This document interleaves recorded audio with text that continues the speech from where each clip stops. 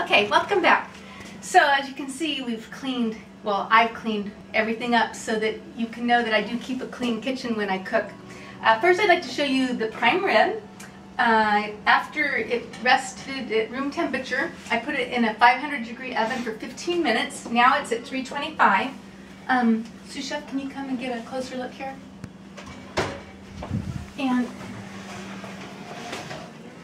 it's going to stay in there for about an hour and 15 minutes. See how I got a nice crust on it with all that garlic and pepper and seasoning. And I'm going to cook it till it's rare at about 125 degrees and then let it rest for about 20 minutes.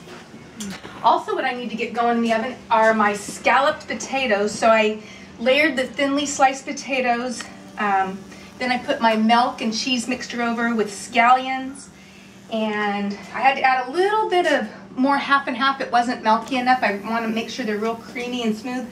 And this is going to cook for 45 minutes at 325. I'm just going to pop this in here. You'll get to see all of this later. Ooh, also I forgot my Brussels sprouts that I steamed, cut in half. And what I did is I sauteed some scallions in butter and I incorporated that into the Brussels sprouts. What? And then I put nice blue cheese on them and walnuts, and I'm going to bake these. Actually, I'm not going to put these in yet because they're already cooked. They just need to heat. I'll probably heat those up for about 15 minutes and then put them under the broiler for about 2 to get the nuts nice and toasty. And then for dessert, here is my berry crumble.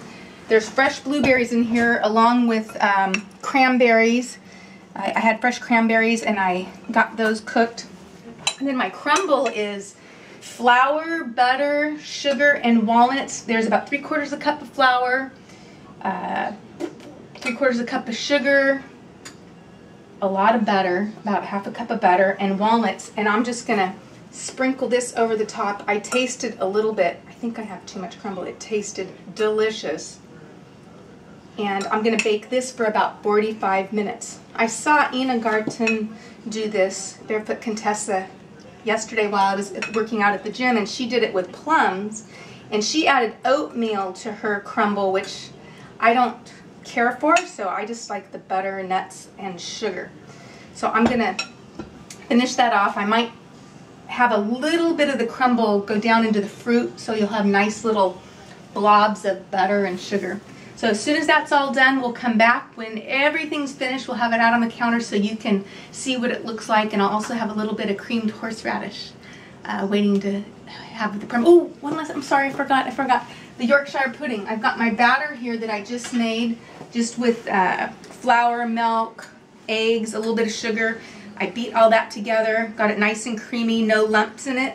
And I have to let that sit out at room temperature for about an hour. What I'll do once the roast is done cooking, I'll take about 1 tablespoon of the drippings, put it in the pan, and then I'll fill these about 1/3 cup full.